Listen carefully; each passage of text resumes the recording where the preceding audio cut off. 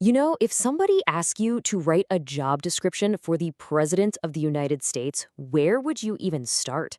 On the surface, it seems kind of simple, right? But the thing is, the answer has changed a lot over the last couple hundred years. So today, we're going to compare the original blueprint for the job with the glossy brochure we all see today. And trust me, the difference is pretty wild. So, what is the president's actual job? I mean, let's forget all the sound bites and the campaign promises for just a minute. What does the original hiring document, the actual founding document, say? You're probably going to be surprised because the job description from way back in 1787 is, well, it's a whole different world from what you'll find on a website today. All right, so let's break this down. On one side, we've got what we're calling the blueprint. This is Article 2 of the U.S. Constitution. Just think of it like the original architectural plan for the office. It's the foundation, it's set in stone. Then, on the other side, you've got the brochure. And that's basically the White House website today. It's not about the foundation so much as it is about selling the current vision for the job. So, first things first, let's dive into the blueprint. We're going to go right back to the original source code of the presidency, Article 2 of the Constitution, to see what this job was actually designed to be from the very beginning. This is the original instruction manual, folks. And I want you to really think about this for a second. Before any power is even mentioned, this is the job. The very first thing a president has to do, their number one duty, isn't about loyalty to a political party or some policy agenda. Nope. It's about preserving, protecting, and defending the Constitution. Everything else, literally everything, flows from this one single promise. Okay, so right at the heart of Article 2, you find this key phrase, take care that the laws be faithfully executed.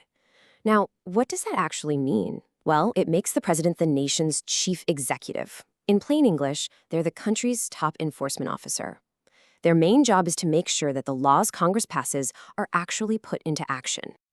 And to get that job done, the blueprint gives the president a very specific set of tools. They're the commander-in-chief of the military, right? Final say. They make treaties with other countries, they appoint ambassadors, and crucially, Supreme Court judges. They can even grant pardons for federal crimes. And listen, these aren't just suggestions. These are the core, hard-coded powers of the office, straight from the text. The blueprint even has a built-in what-if plan, an emergency fail-safe. It lays out a super clear, step-by-step process for what happens if the president can't do their job for whatever reason. Step 1, power goes to the vice president. And if the VP can't serve either, then Congress gets to decide. The whole point is to keep the government stable and running no matter what. All right, so now let's hit the fast-forward button and jump ahead a couple hundred years. We're putting the blueprint down, and now we're picking up the modern brochure. This is all about how the presidency is presented, you could even say marketed, to us today. And you're going to notice a big shift. It's way less about strict constitutional duties and much more about today's hot-button issues. And you see the difference right off the bat. The brochure leads with this big, bold slogan, America is back. Now, you can search the Constitution all you want. You're not going to find bringing America back listed as a legal duty. It's not a power, it's a modern mission statement. It's designed to be inspiring, to signal a clear vision for where the country is headed.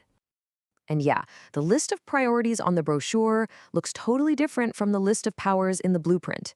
Instead of things like appointing judges, it's all about political goals. Things like lowering costs for families, securing the border, making people feel safe. These are promises aimed right at the things people are worried about today. Okay, so this is where it gets really interesting.